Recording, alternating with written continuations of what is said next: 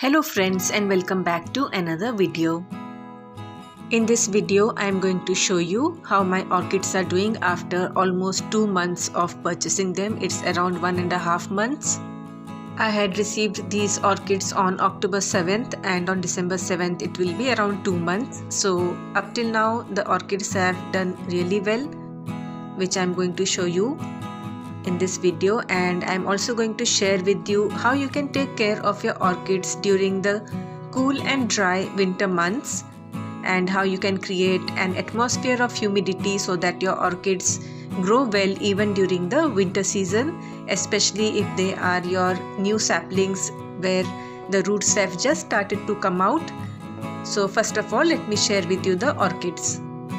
These are the Dendrobium orchids, and many of them had a negligible root because the roots had dried up during the transit, but as you can see the roots had come out as I showed in the previous video, and now the roots are going down deeper into the media. As you can see over here, the roots have started coming down. So in today's video I am going to show you how you can create some humidity trays on which you can keep these orchids so that the orchids grow the roots deep down towards the lower side and it covers up most of the medium. Even though there will definitely be some aerial roots coming out from the top, but if you want the orchids to grow really well and quickly, the roots should go down into the medium. So over there's a tiny aerial root, and over here you can see the orchid is looking really good. And this DIY potting medium is being really liked by the orchids because all of them are healthy and none of them died.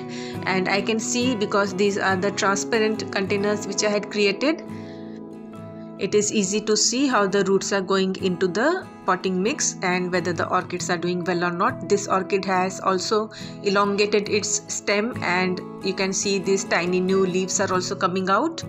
For the humidity trays, I am going to use these old containers, especially after the festivals. You have so many containers in which you get sweets and all that, and these containers can be easily used. For the first method, I have used a shallow container. It's a lid actually, and I am going to use the shells which I have. If you have any shells or pebbles, you can use them. Smaller pebbles increases the surface area more, so you get a greater humid environment all around.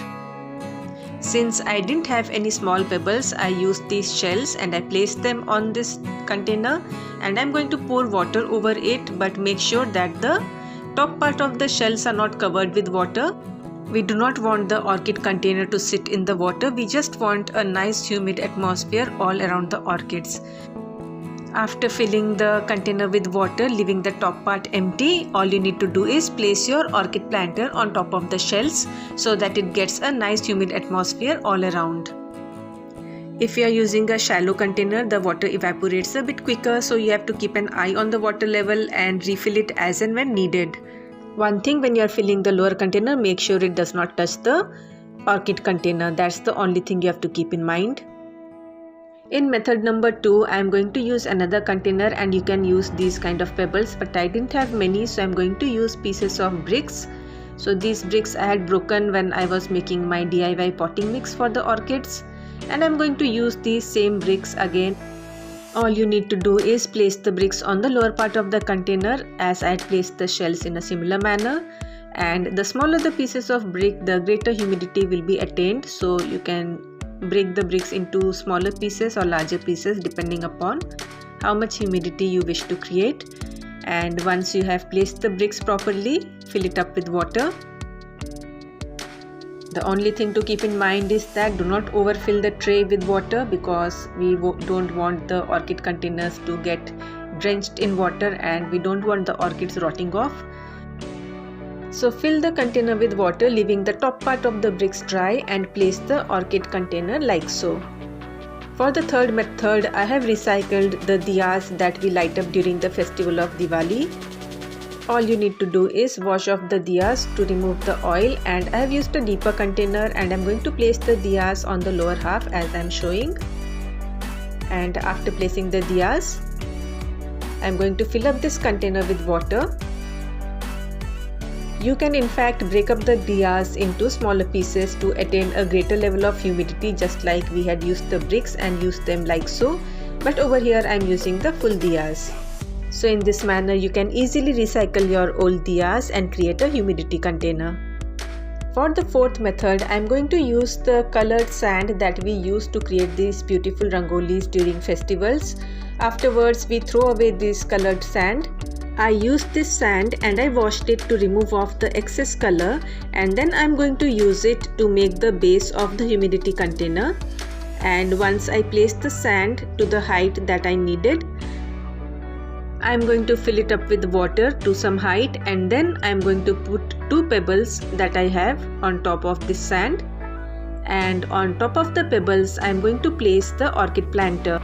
Apart from providing humidity to the orchid plants, these also help the orchid plants grow its root deep down towards the water, and this is beneficial for the orchids as well. Since orchids grow in the rainforests, there is another method how you can create humidity around them, that is by misting the orchids early in the morning as it happens in nature.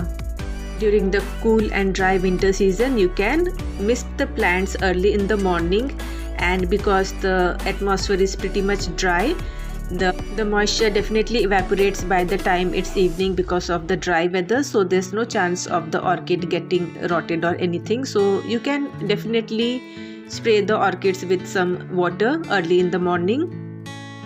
This also helps the orchids to maintain its humidity, and the leaves also get nice and fresh, the dust is removed. So this is also something that I have been trying nowadays, especially in the winter season.